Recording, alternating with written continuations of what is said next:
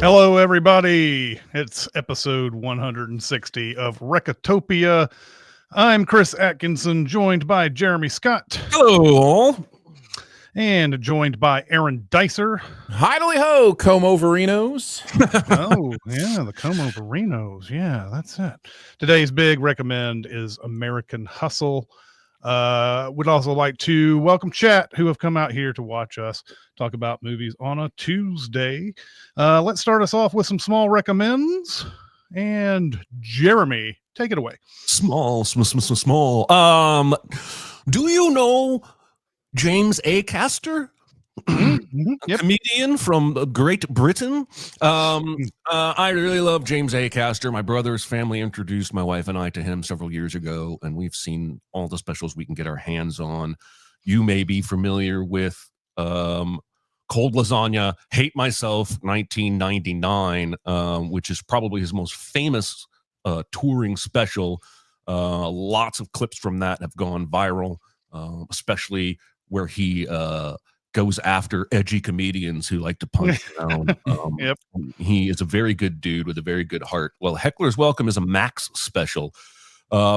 James A. Caster hates being heckled. He hates anything that interrupts or disrupts or doesn't go to plan. He's anal retentive about his comedy, much in the way Michael Richards was on Seinfeld. So this special is his attempt to get way outside his comfort zone and literally encourage heckling.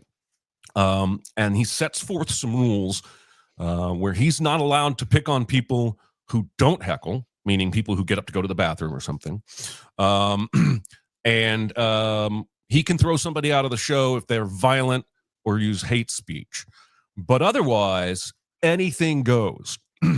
And if you like James A. Caster, I think you'll really, really enjoy this.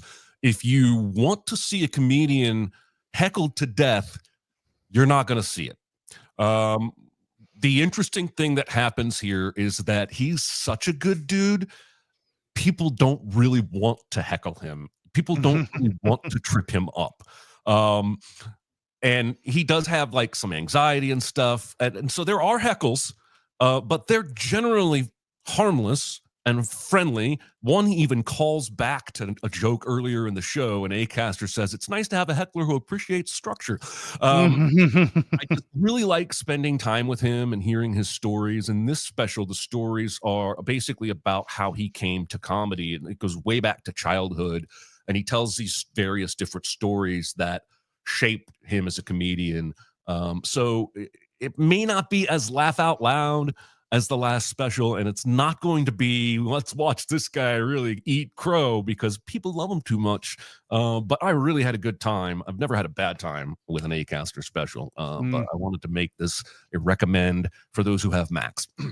It kind of goes to show when you welcome hecklers, you're not going to get the best hecklers. Like you can't, I mean, obviously you can't just, like have this kind of a special and hope the best hecklers in the world come without the title or whatever. But like, yeah, I mean, if you invite people to do it, people are like, now they're just trying to come up with their best material or whatever, and it just doesn't work in that whatever. But yeah, I'd like to see this quite a bit. He's very funny. I've seen at least one or two specials of his. He's great. He's so good on his feet too. So it will be in. I haven't seen this one, by the way. I didn't realize it was out there, so I'll have to check this out. But it'll be interesting to see him engage with the audience more. I kind of fell into another level of love with him when he was on Taskmaster, which is one of my favorite shows. Yeah. He was on the panel of Taskmasters in Series 7 and was just so hilarious, just in every challenge, every moment, every conversation. It's nice when, like a stand-up comedian, you just like, oh, that's just a really funny dude who's fun to hang around. That's so that just makes it even more fun. So yeah, he's on an episode of Great British Bake Off or whatever they call that show. My wife is obsessed with that show. She's like, I've never seen that episode. I've got to find it. Yeah, good stuff. Aaron, what do you got? I saw the Umbrellas of Cherbourg. This is Jacques Demy. It's a French musical, more an opera than a musical, actually. Like, I think Hmm. my understanding of the distinguish, and I could be wrong on this, is a musical has songs that are story points that are sung about, whereas an opera is everything is sung. Every single word of dialogue, hello, whatever, is sung. And so it's more operatic in that way, in that everything is not a song, but sung in this movie.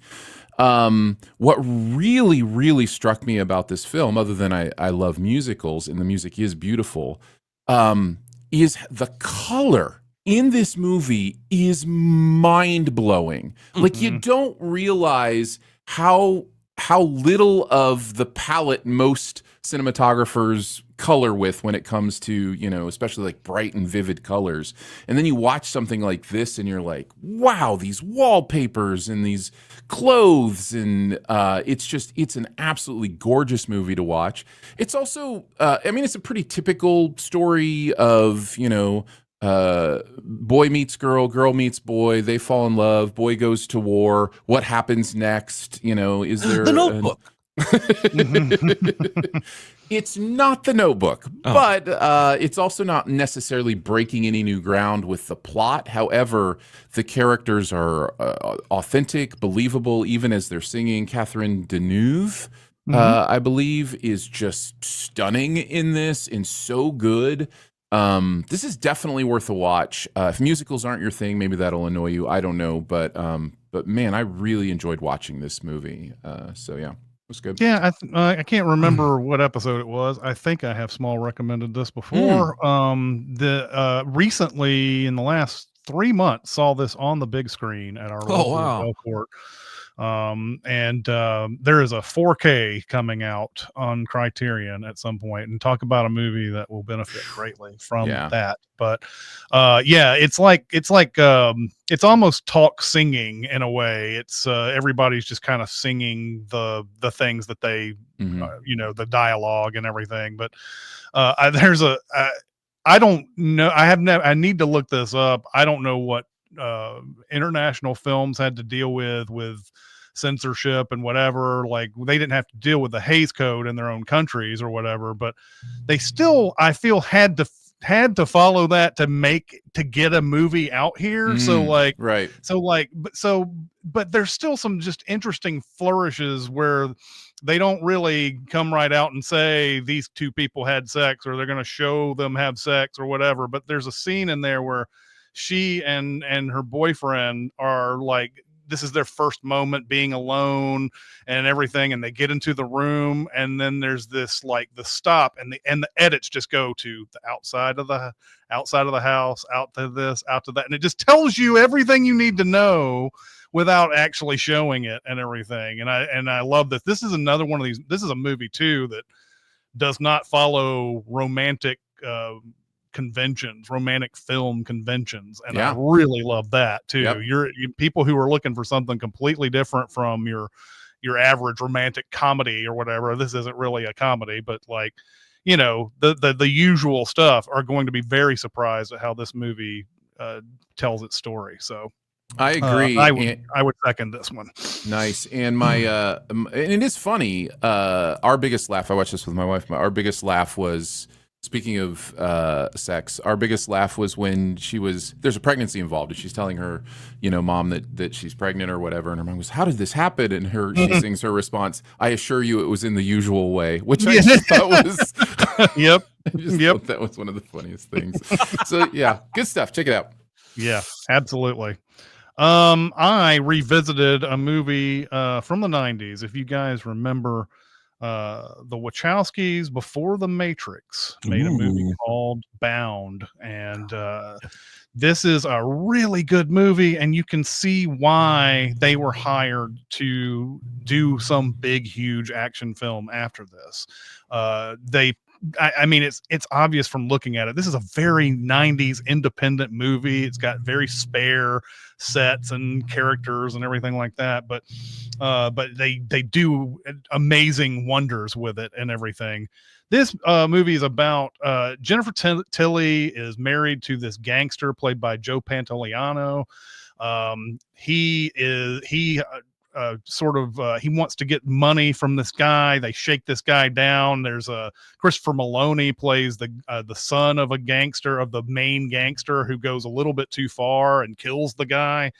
And so there's this whole big thing where they get the money from the guy they killed, but the money's got all this blood on it. And so Joey Pants has to go back and literally launder the money to make it look clean and everything like that. Meanwhile, Jennifer Tilly has met Gina Gershon, who is hired as sort of like a building maintenance person or something like that.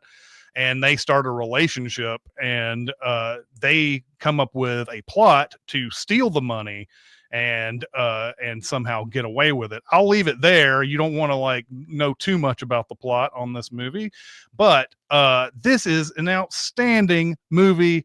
I don't know what happened to the Wachowskis got into this real philosophical I don't know, haze after the Matrix, everything except for Speed Racer, obviously. But everything that came out with after this, just there's nothing like Bound or the first Matrix. And then it's just kind of, I don't know what happened. This is a great, great movie.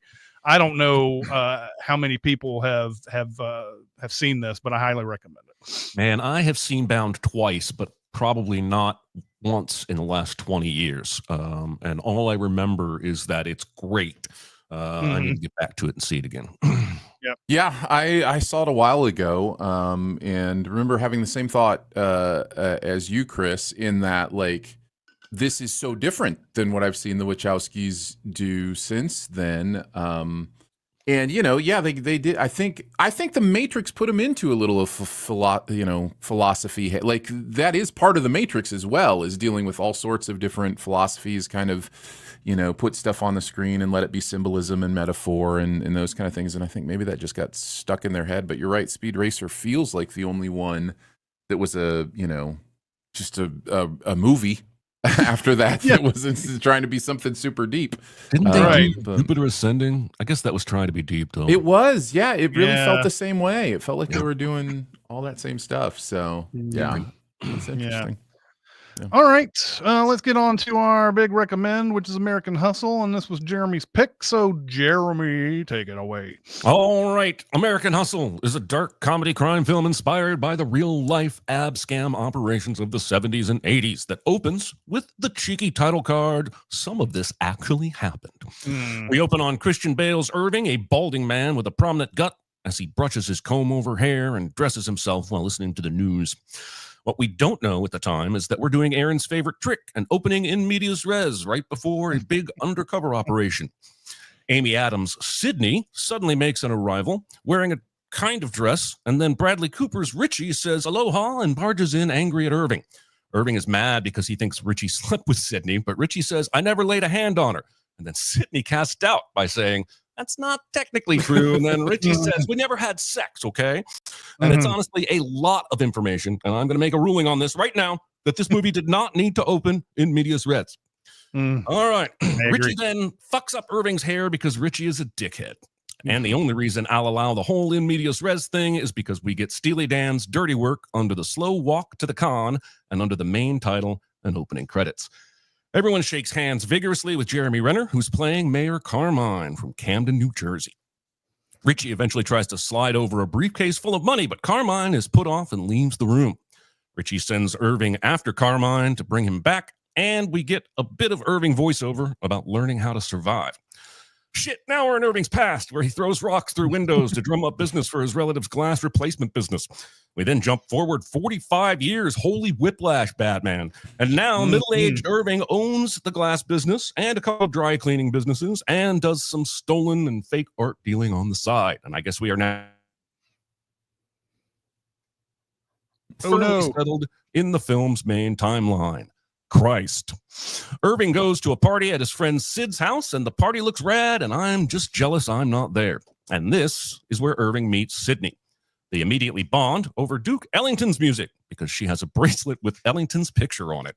And as Irving sits there in the back room playing her a Duke Ellington record in short shorts and an open short sleeve shirt revealing his less than chiseled physique, I realized that I wish I had half this American psycho's confidence. Mhm. Sydney is more interested in ambition and grift than she is whether or not beer bellies exist, so she is attracted to Irving. Her voiceover even says he wasn't necessarily in good shape, and he had this comb over that was rather elaborate, but he had this air about him, this confidence that drew me to him. Gentlemen in the audience, confidence is more likely to keep the ladies enchanted than looks. He takes her around to his dry cleaning stores to show off and also offer her free clothes, which turn out to be a powerful aphrodisiac for Sydney, who seems to really love kind of wearing dresses. Eventually, he shows her his real business, the art con office, but she's offended by the criminal aspect and storms out, before storming back in moments later and introducing a character I think she's been working on for a while. But regardless, it's an English lady with royal banking connections, and it's clear now that she's disenchanted enough to be down to con some people out of their money. And also, Amy Adams does a pretty great English accent. She is the master manipulator of men, and together they make a pretty awesome team, conning desperate men looking for a get-rich-quick scheme out of their money problems while falling further in love with each other over their mutual awesomeness at conning people. Irving says, when I was around her, I felt joy. Fucking joy.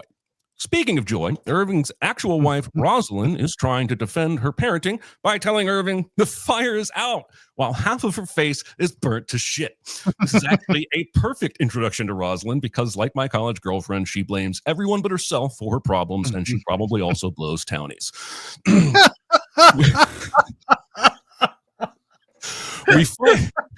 We fuck, and that's what we do. That's our thing, Rosalind says, to which any single man would reply, fine by me, let's stay married. But in this movie, signals trouble in the marriage.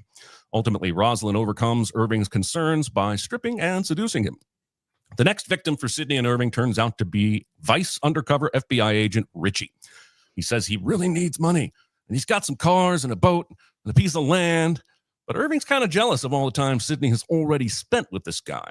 But once Richie starts begging and shows a check, they relent, and pretty soon Sydney has been arrested for identity fraud. It's harsh times for Sydney as Richie tries turning her against Irving by essentially telling her the truth about how Irving is using her, but she doesn't budge. So Richie turns his attention to Irving, pressuring him to be an FBI asset in exchange for letting Sydney out of jail. He's trying to take them down a nightmare alley, and they don't have any other options. Once out of jail, Sydney and her big eyes insist that they take the mattress money and leave the country immediately. But Irving can't leave his adopted son behind because Irving has a really insane moral system. After a fight, they agree to do 4 busts for Richie and then get out from underneath law enforcement. Sydney declares she's going to seduce Richie to make all of this happen. The con artists next take Richie to an art gallery with, quote-unquote, the Sheik, who's actually Irving's friend Al from Queens, to make a point about how the con works. Irving also shows Richie a famous painting and claims it's a fake, then asking who the better artist is, the original painter or the one that duplicated it perfectly. The painting is almost surely real, but this is the moment when Richie should have realized he was already being played. We cut to Carl, Irving's associate, and he wants in on the job, but Irving says no, and instead asks for some special certificates. The voiceover says, the more you tell people no, the more they want to hear. Carl eventually spits out that Carmine Polito is a good target for a bribe operation. This is when we meet Richie's boss, Thorson, who is regrettably played by Louis C.K. Thorson doesn't want Carmine Polito to be a target because everyone loves Polito and he has a great reputation. Richie asks for $2 million in a Chase bank account to verify that the Sheik is real. Thorson pushes back. He starts telling an ice fishing story, but Richie tries to finish the story for him by predicting its ending. That causes Thorson to shoot down the Carmine thing and stop telling the story. But then Sydney/Edith introduces Richie to a woman she's been befriending at the Bureau who is excited to help an FBI investigation for real. She wires $2 million into an FBI account at Chase. Richie is impressed by how well Edith has this lady wrapped around her finger, all while completely ignoring his own body slowly wrapping around the same finger. Enter prosecutor Amato, who wants to be famous by making a big bust. He calls Thorson to commend him on the operation to go after Carmine Polito. In football, and I think in porn, this move is called the end around. Now Richie's boss, Thorson, has to accept the investigation. We get an excellent debate between Irving and Richie about how important the quality of the hotel suite is for the meeting between Carmine Polito and the Sheik, where Edith announces to Irving that she and Richie already got the money in an account. And it's dangerous that she would hide that from Irving, but also arguable considering this movie's finale that Irving already knew and was maybe acting surprised. Anyway, after he leaves, Edith and Richie flirt and touch and almost kiss until Richie pulls back, somehow turning off the power of his boner and leaves.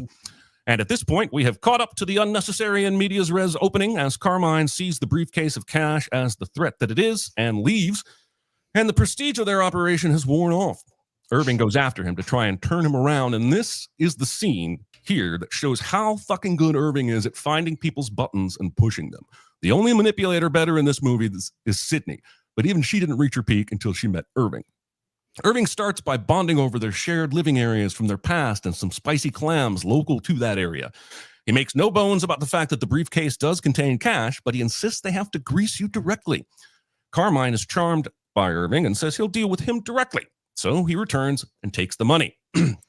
Carmine thinks he's representing the town. Meanwhile, Richie is upset that Carmine only wants to deal with Irving. We then cut to Irving and Rosalind at dinner with Carmine and his wife. They talk about favors versus money, while their wives talk about being wives and top coats and perfume. He brought Rosalind, hoping she had no hard feelings about having been left at home for all the previous such winings and dinings, and he was super wrong about that. Edith and Richie go dancing and make out, despite half of her dress being missing. I think I've made that joke 3 times now. They end up in a bathroom stall, nearly having sex before promising each other to be real and not have sex until they are fully in love, which is good because a nightclub bathroom stall probably has some random sharp objects lying around. Mm-hmm. The evening ends with a huge group sing of Delilah by Tom Jones, which only further serves to bond Carmine and Irving. At this point, Carmine gifts Irving a microwave, a.k.a. a science oven. And Irving says, "You specifically bought this science oven for me?" And Carmine says, "Yeah, a new friend." And I think it's implied here that Carmine did not buy that science oven specifically for him, but got it out of some kind of gangster-led stolen truck situation. And that Irving is kind of saying, "So you're cool with a little light crime then?" And Carmine is saying, "Indeed." We then cut to Richie telling Thorson that he needs a jet at Teterboro. He says it repeatedly. It's for the Sheik. He gets permission to use a small private jet to take off and land at the airport just to fool Carmine. He then requests the end of the ice fishing story, but again, interrupts before he hears the end of it. And if you think you're hearing the end of this ice fishing story before the end of the movie, then you are a sucker.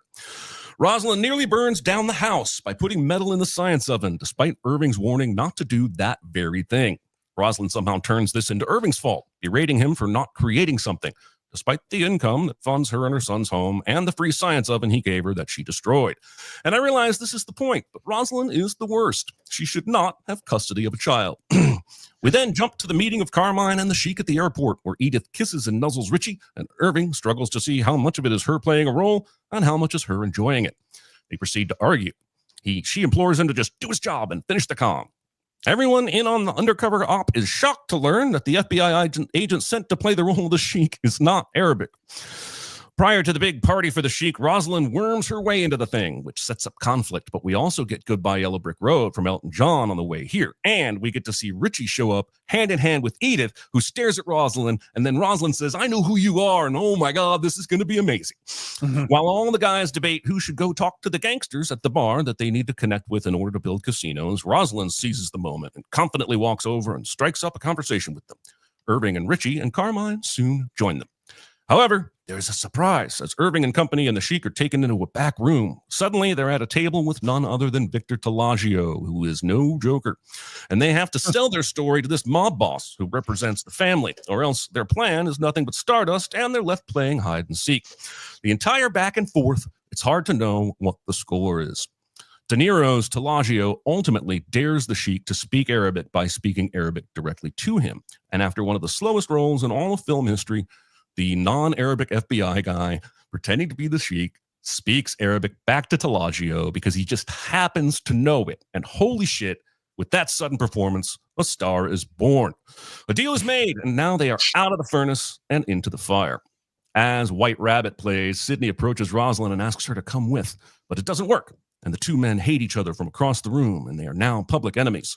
Later, Sydney follows Rosalind into the restroom, and they scream at each other and say hurtful and evil things, and now I kind of regret having anticipated this face-off. Rosalind storms off in tears as Al Green's How Can You Mend a Broken Heart plays, and she runs straight into the arms of the handsome gangster because Rosalind is nothing if not constantly problematic. And all of this was going down prior to a rally for Carmine, who goes on to give a speech while Irving takes pills for an apparent heart condition. And Carmine bets the house on this plan, but only for the best of intentions. The next morning, despite the massive hangover, Richie shows up at Sydney's apartment and calls his boss to request the Sherman Suite at the Plaza Hotel for the scam. When told no, he loses his shit and screams at Thorson, then seeks comfort in Sydney's arms. He begins to seduce her. She says it's not time, but he tells her he loves her. Then she asks if he wants the truth, and he says yes, and she loses the English accent and starts speaking with her American accent. She confesses the Edith ruse, and it freaks Richie out something good. She says she created Edith to survive, but now she's done with all that, and I do kind of think she's being honest here. I do think she means this. That's up for discussion later. But at the same time, if she's faking, wouldn't surprise me because she's able to play basically anybody she wants in this movie like a fiddle. Then Richie gets romantically aggressive and screams, and Sydney hits him over the head with a picture frame. Just then, Irving shows up with a gun, saying they're all screwed because now they have to deal with Tellagio. But ultimately, Richie takes off to find his boss. Irving and Sydney have a heart-to-heart and agree to get over on everyone else around them. This is where we learn that, between the two of them, Sydney is really the fighter. When Richie arrives at the FBI field office, he beats up Thorson with a telephone, and it's not fair to the boss character, but it is poetic justice to see Louis C.K. for once be the one getting hit in the face by a dick. At the meeting with Amato, Richie proves limitless as he seizes the proceedings from Thorson, mentions Tellagio's involvement, and Amato immediately forgets the assault. Amato says no to the $10 million for Tellagio, but yes to the use of the Sherman Suite. As the film bribe meetings go with Congress people start to go down, only then does Irving start to have misgivings about what they're doing to Carmine, who he has come to care about. Carmine doesn't even know he's lying when he tells the Marks, "This is real. On my family, on my kids, this is real." And while Irving's ripped off plenty of folks before, he had never had extended contact with any of them. This one's going to hurt. He gets so bothered, he has to leave the room. We then see that Rosalind has been spending time with the mustachioed gangster from the other night, holding hands, having dinner by the water. He encourages her to leave Irving, and then Rosalind spills that the curly-headed guy is IRS because she is both stupid and vindictive. This leads directly to Irving basically getting kidnapped and threatened by the mafia until he promises to prove the sheik's investment is real. But while that's going on, Rosalind sings along to Live and Let Die while half-assedly cleaning her house. And given Rosalind's recent actions, I'll admit Live and Let Die is a bit on the nose, but it's still a great song and a great scene capped off by Irving returning and ripping into her for his near-death experience. He then falls down and has to take his pills again. And as Rosalind finally calms down and asks what's going on, he tells her he has a plan to save them all, including her, but she has to shut up. Rosalind then says she sent Pete to threaten him on purpose so that he'd come up with this new plan. She agrees to stop talking to the mobster, but wants a divorce because she's ready to be the ex. And now the big finish, kicked off with the Long Black Road by Electric Light Orchestra as all the chess pieces are moved into place. Irving, Sydney, and Richie are dressed to the nines. Irving's voiceover tells us that Victor Tellagio is too big a mobster to meet at a hotel, only at the office of his attorney. Outside the attorney's office, we see Sydney aggressively frisked way too far up her skirt while the men are only gently patted down. They are then led into attorney Alphonse Simone's office. And here is an ingenious magic trick the movie pulls off because they introduced us to this man so long ago and so briefly and in such different circumstances that most of us won't even recognize him here the first time through the scene. So we, like Richie, think everything is on the up and up. However, Richie is immediately and rightly concerned that Victor Tellagio himself isn't there. The attorney says that Tellagio was called out of town on business. Richie stands to leave, but Sydney implores him to wait and says we can call the sheik, see what he says. So Richie agrees, but only after getting Tellagio's attorney to basically agree to commit a bunch of crimes to keep this development on task. This puts Richie at ease, and he places the call to the sheik, who is actually Amato, who is so horny to arrest Tellagio, he authorizes the wire of the $2 million, even though Tellagio isn't at the meet. Richie smiles the smile of a man who thinks he's won, and everyone shakes hands. He thinks he's a maestro orchestrating all this, but it's really just happening, and he's just on the road along for the ride. In one of my favorite scenes, Richie returns to the FBI office to the complete adoration of everyone but Thorson. He makes a big deal out of replaying the audio of the lawyer saying, "We'll pay someone off, we'll lean on someone." And then he does a pretty bad but still hilarious impression of Thorson's pouty body language. We next cut to Irving being honest with Carmine about the con and all the lies and confessing to giving Carmine the shaft. He wants to face him like a man, which is kind of stupid because there's no universe where Carmine eventually forgives him simply because he faced him like a man. It's a vain attempt on Irving's part to find some kind of self-forgiveness. He tells Carmine he has a plan to help him, but Carmine orders him out of the house loudly and repeatedly and eventually strikes him until Irving actually leaves. And this whole scene is worth discussion because Irving has somewhat noble motives here, but is kind of misguided. Anyway, Irving loses his equilibrium and collapses again outside the house, and Sidney gives him his heart pills and helps him to the car. They then head to Amato's office to meet with him, Richie, and Thorson. They're questioned about where the FBI's $2 million is, but they plead ignorant. They learn that Amato has received a call just now that in exchange for Irving and Sidney walking and Carmine getting a reduced sentence, the FBI would get their money back. But Irv and Sid continue to play dumb about that. And Richie is about to be living in the new world where he is the suspect as Irv and Sid redirect suspicion at him by reminding Amato that it was Richie who instructed the transfer of the $2 million and gave the woman the account number. Richie is now experiencing what Thorson experienced in this same office, watching his solid story be broken down by talkative folks who have a better story, as a flashback shows Richie barging into the lawyer's office only to find it belonging to a different, that's a flash forward, Jeremy, only finding it belonging to a different lawyer. And I love this scene because the presumed underdog asserts himself over the bad guy by breaking down all the ways they predicted and undermined them. Richie leaves disgraced, and we get a montage of all the bad people being arrested as Irving narrates, saying, "We gave the $2 billion back so Carmine could have a reduced sentence of 18 months. And the movie totally glosses over how you return $2 million of stolen cash to the government without being arrested for stealing it in the first place. Then the movie jumps forward approximately 28 weeks later. Irving and Sidney end up together because movies aren't reality, and they walk down the street to pick up his adopted son from school. Wait, when you marry someone with a kid, and then you adopt them, but then you divorce the other parent, you still have custody rights? I don't understand that. I'm just surprised. It's cool. Oddly, this movie seems to want to wrap up every single thread. So we even get a scene of Irving and Rosalind and the gangster boyfriend all kind of apologizing and giving each other props, and it's a little weird. Irving's voiceover says, "Our conning days were behind us." Even more outrageously, he then says, "We got a loan from a bank and we're able to go gallery legitimate." And what the fuck? They never had any actual art qualifications. How did a bank give them a loan for an art gallery? This is the least believable thing in this entire film. Sorry, this is Recotopia, not CinemaSins. And that is American Hustle and 46 movie title drops. What did you guys think? Yeah, I did not, like I said, I did not like this the first time I watched it, and I think it was because it's in the middle of Oscar season, and I was sort of like had to watch this movie to try to get them all in and all this other stuff.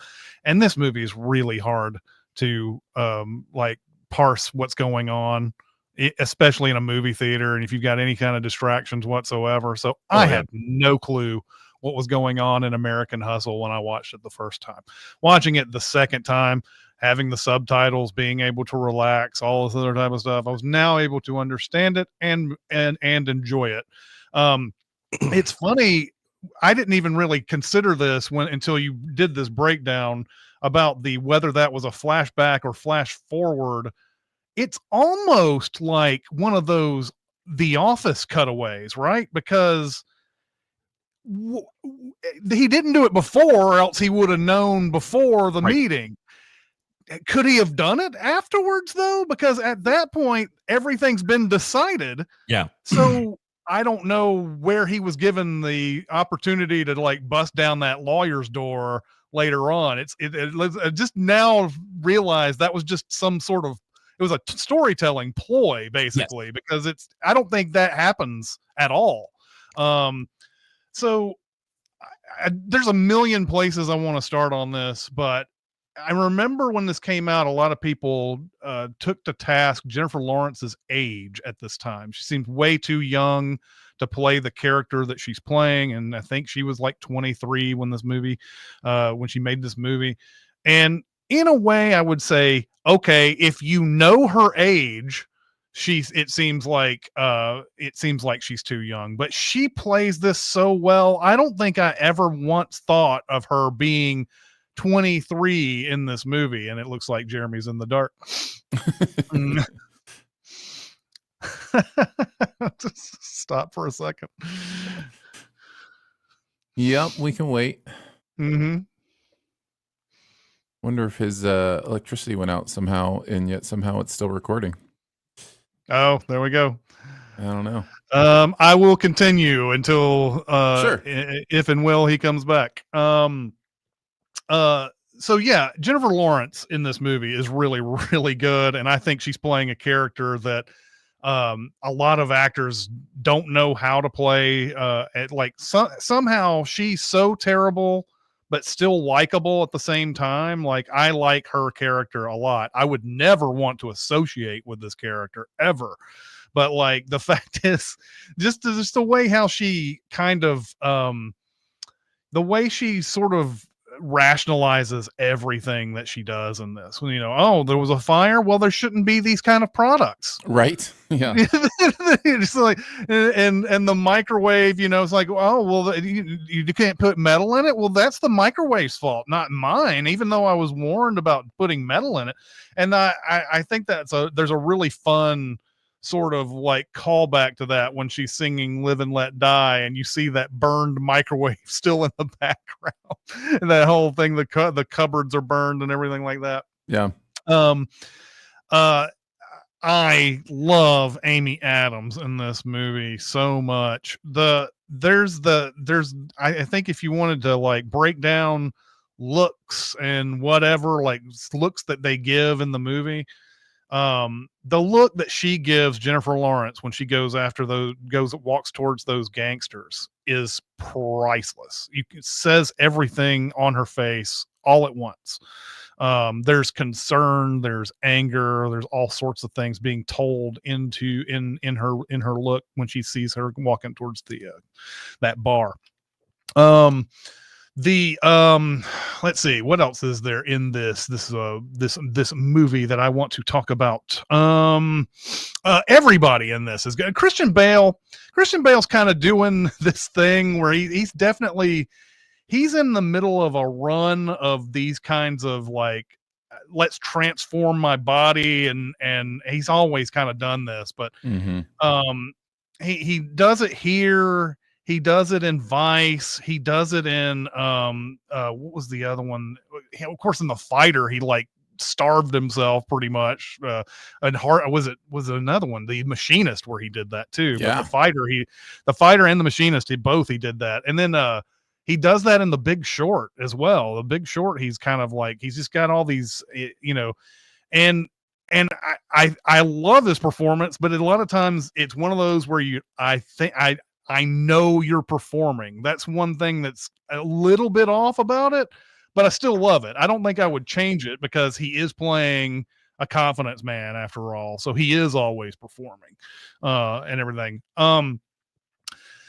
Jeremy had alluded to earlier the fact that Richie probably should have known when they show the painting that was painted by the forger that he was probably in over his head, but that's like his. I mean, there's a million things in here that should have gone on. Like just the fact that Amy Adams seems to be attracted to him should have been a warning flag immediately. Like if you know what kind of business that you're getting into, you're dealing with confidence tricksters and everything like that, you should never ever fall for anything that's going on in these situations. And because he's got so much ambition and so much ego about trying to solve this case or trying to make a name for himself and everything, he does lose all the sight of what they've been telling him from the beginning. Start from the feet up. And he's so he's so driven in it. He's doing things that you should take time to do, but he's so driven to get to that, have that name and everything, that I found it really like fun and realistic. Like he seems to be in charge the whole time because he's Bradley Cooper. We've seen him in charge many times, but he's not, because he's not following the directions that he's been told, or actually just ignoring them because he's, I'm the guy in power here. So whatever you guys do, it doesn't really matter to me. You're going to go in jail anyway and whatever. But I really, really did enjoy his performance here, because it's such a build to this. Oh, he has that highest of highs going in that room and like making fun of Louis C.K. and all this other stuff. And it just always seems like this guy's never gonna have anything. He's not gonna have a peg knocked out of him or anything. He's always gonna he's gonna succeed. But because he didn't start from the feet up, this is exactly what happened to him. And I really like the theme that movie expressed right at the beginning, that that's what you got to do, and he didn't do it, and he failed in the end. So yeah, in the end, really, really loved this movie, and I'm sorry Jeremy wasn't here to talk about it. Yeah. Do we want to give a few minutes to see if Jeremy's coming back? I guess we can just a couple minutes. What I'll do is I'll play the countdown timer, the 5-minute countdown timer. Maybe we can text and just kind of see if he's coming back, and if not, we'll finish the live show with everybody and go from there. Sure so thing. 5 minutes, everybody, and we'll be back with you one way or another. So all right, see you then.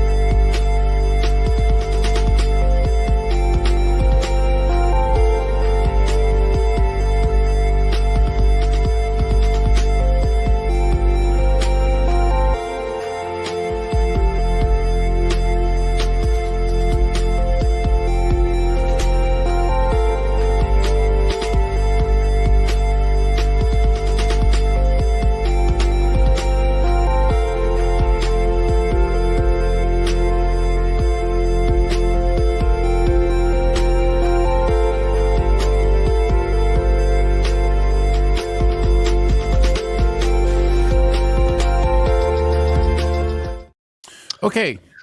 Did you text with Jeremy as well?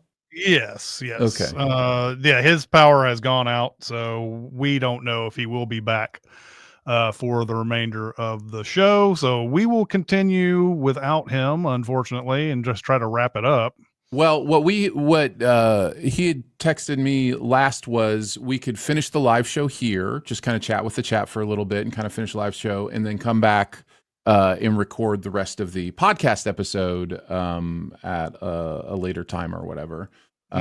Since it would be weird to have his voice for half of the show and then disappear for the other half of the show. So, okay, so you were saying wrap up here at this point. Yeah, just wrap up the live show with everybody, and then record the rest of it later. Okay, all right. Well, sorry guys. That would mean that you'll have to hear the other stuff later on. Cliffhanger. In this whole thing. Okay. Well, sorry about that, folks. But we will stop it here. And Oh wait, Jeremy.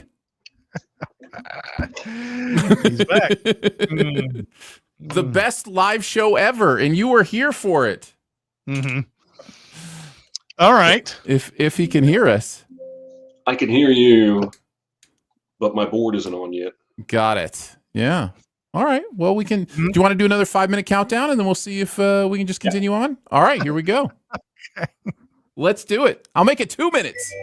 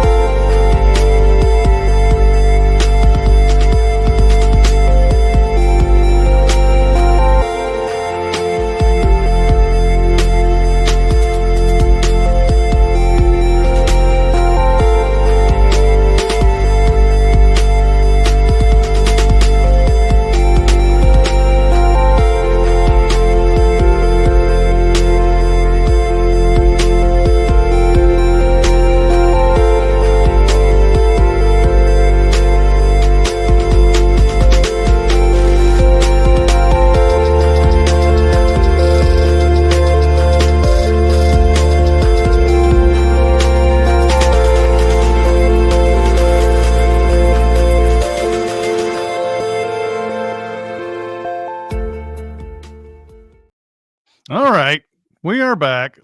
I'm going to say let's give this 15 to 20 minutes now that we're trying to get back. Is that okay with everybody? Sure. 15 to 20 minutes? Yeah, 15 to 20 minutes. I mean, if it has to end earlier, that's fine too. But That's fine. because we've had a couple delays, if that's okay, we'll just continue this way. Jeremy, I was rambling about while you while you were gone there.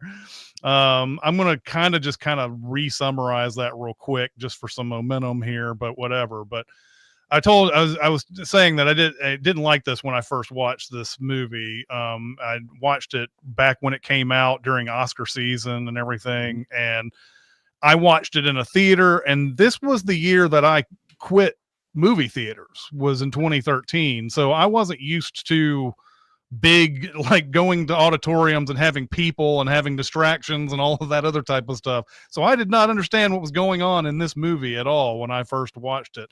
And so now being able to watch it at my house and with subtitles, which is huge these days, being able to know what's going on, big turnaround on how I liked this movie, Nice. because now I really do like this movie.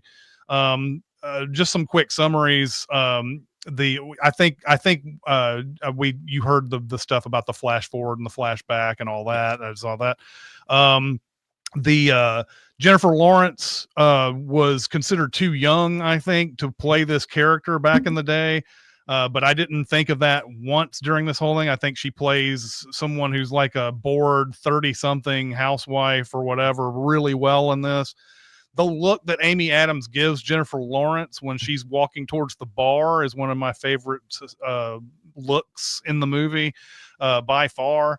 And I was also talking about how Richie in this movie, you talked about how he should have known when he was talking about the forgery and who's better at, the forger or the real person and all that stuff. There's a million different red flags he should probably see in this movie. And the first thing that you should know if you're ever getting into this kind of work and you're working with confidence tricksters is that if the woman starts showing interest in you, back the fuck off, because there is no reason that you should be getting into that situation. You're going to get played when you do that. So there were a number of things. I love his character because of this. His ambition and his ego basically drive him throughout this whole thing. And they keep saying, you got to build this from the feet up.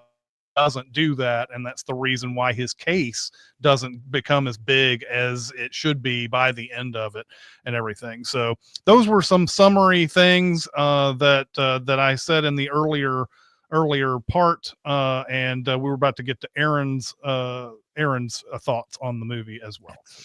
I remember when this came out, I felt like I liked it more than most, but in hindsight, I think most people thought this was a really good movie. It just kind of slid under the radar for some reason. It feels to me a little bit lost amongst some of the great films that we talk about. But watching it again, I think it's even deeper than I remember. I think there's some real thematic things going on here that I didn't pick up on the first time I watched it. And I do believe this is only my second time watching it. I think I only watched it the one time when it came out. I think this movie has great characters, which is always a plus. All of these people are very interesting to me. It has great moments in the movie that are just exciting and interesting as well. I think Jennifer Lawrence is the standout for me. I think she's incredible at what she's doing here. The whole reaction to the science oven blowing up, and Chris, you mentioned this, the way she deflects that from herself, even though it's the most obvious thing that it's her fault that this happened because she did something specifically she was not asked to do, speaks to that character's character in a really big way. But I love her performance here. I think one of my favorite moments of the movie is when De Niro speaks Arabic. I think it's just so beautifully just happens, and there's no real foreshadowing to it or Chekhov's Arabic or anything. It happens, and it kind of blew me away, and I love it. Two things. First off, Jeremy, is your microphone on? Because when you make any noise, I don't hear it. Well, it's on, but I don't think I think something happened when the power went off. Something happened to my board.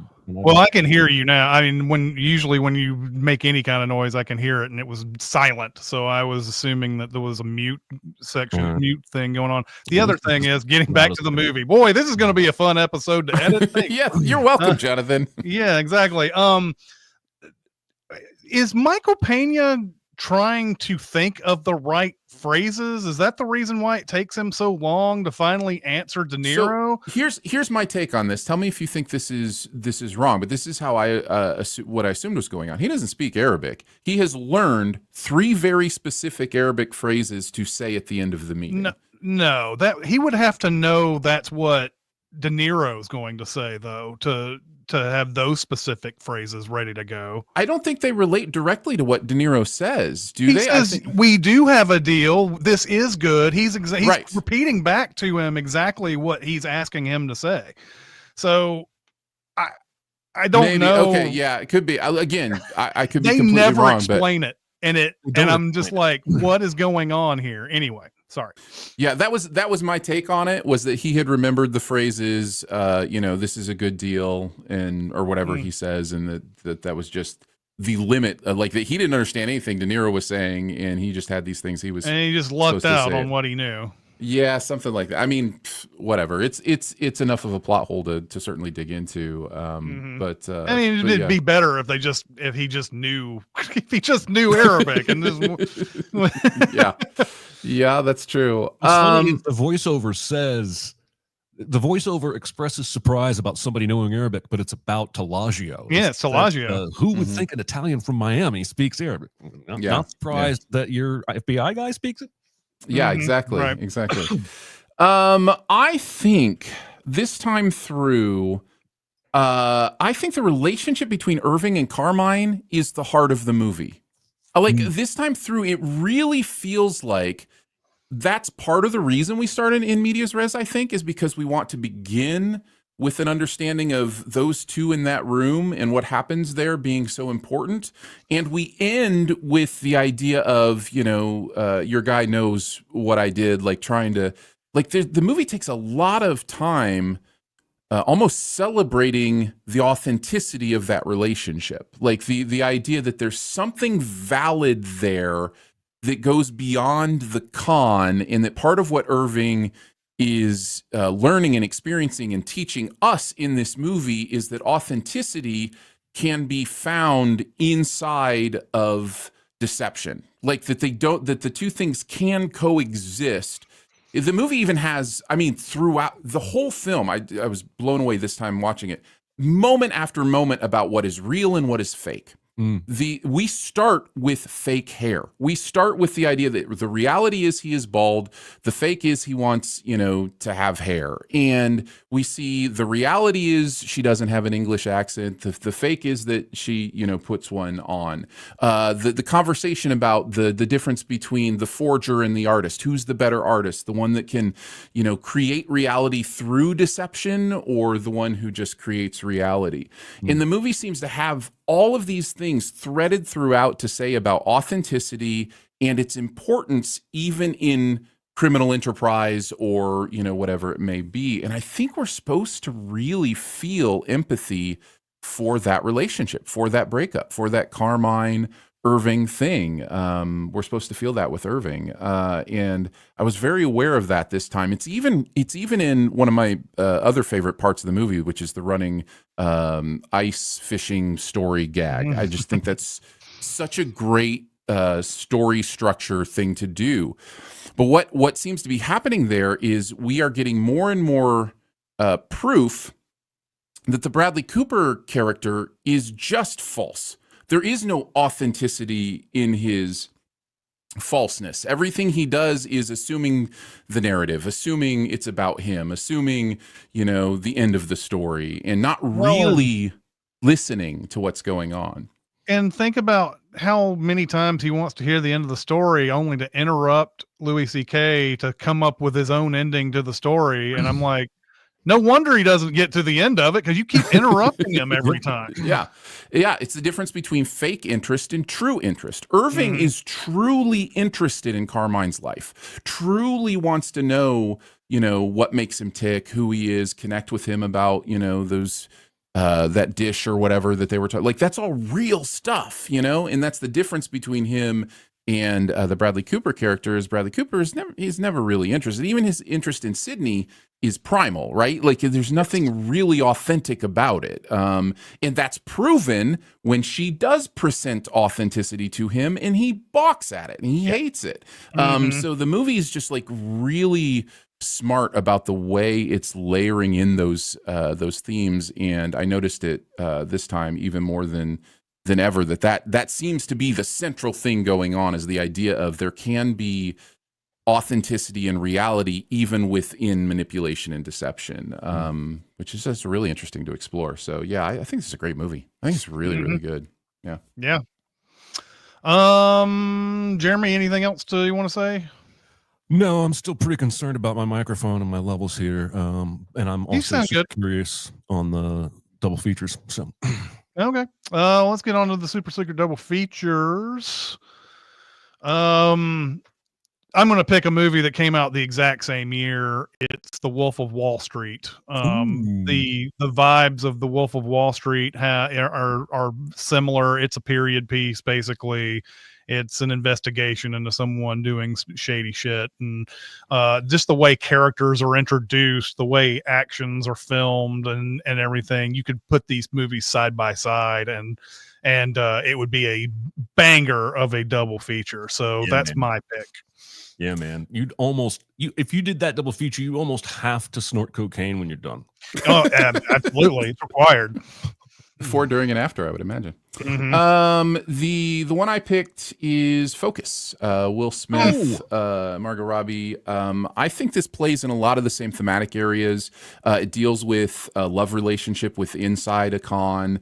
And so, yeah, I felt like it would be a good double feature with this. So, yeah, Margot Robbie double features. Well, and even for this movie. are they authentic with each other, or are they playing each other? Yep, exactly. I love the scene in that movie at the football game where, I mean, it's a little preposterous, but I love the way they explain how they planted the seed in this dude's mind so that they could beat him at the bet. I don't want to spoil the movie. I just did. The upshot of all of this is that we both picked Margot Robbie movies. That's right. That's the takeaway. Should take away. I've never seen Focus, so I think you would enjoy it. I think there's enough there. It's fun for con movies. Like there's a lot of con movies, but there's enough there. I think you would dig it. Yeah. I think so. I bet I would. All right. What is our homework for next week? It is Aaron's pick. So what are we doing next week, Aaron? I small recommended this fairly recently, within the last year, and I was thinking about the idea of corruption within the LA police force and LA Confidential, and corruption within the world of con men and that kind of stuff in American Hustle. So I wanted to make you guys watch a movie about corruption in the art world called The Square. And I am so excited to have somebody to talk to about this movie, because it has stuck with me since I watched this film. Before, right? Yes, I did a small recommend on this recently. So this was the same 2017, right? Isn't that? I think that's the same year that we were just in. I could be wrong about that. 2013. Oh, 2013. Never mind. But anyways, it is Ruben Östlund, who you may know from Triangle of Sadness. If you watch Triangle of Sadness, that's a Ruben Östlund movie. And then Force Majeure, which I think is an incredible film as well. And it's the film he made between those two, and I think is just as worthy as conversation as the others. So yeah, The Square will be our big recommend for next week. Ever since you popped that thumbnail up on the board, I've wanted to see this movie. So is it available on any streaming or anything? I believe it's VOD and Hoopla, if I remember correctly. So the library service. Well, I certainly didn't expect that much Hoopla. I can do. You can help me on that. I can relook at that. I don't have it in front of me, but if I remember, it is available on Hoopla, and it's certainly available on VOD. So there you go. All right. Well, that is going to do it for our very interestingly structured podcast for today. We will blame Jeremy and only Jeremy for that. Fine. It's all his fault. Me. He should have been able to keep power on. My bad. All right. But yes, next week is the square. Thank you, chat, so much for coming out and sticking with us even when we were saying goodbye to you. I wonder if a couple of people got off and never came back again when we said we were about to leave. Jeremy's gone forever. But some of you guys stayed around, and thank you so much for that. But that's going to do it for this week. We'll see you next time. See ya. Bye, guys. Bye.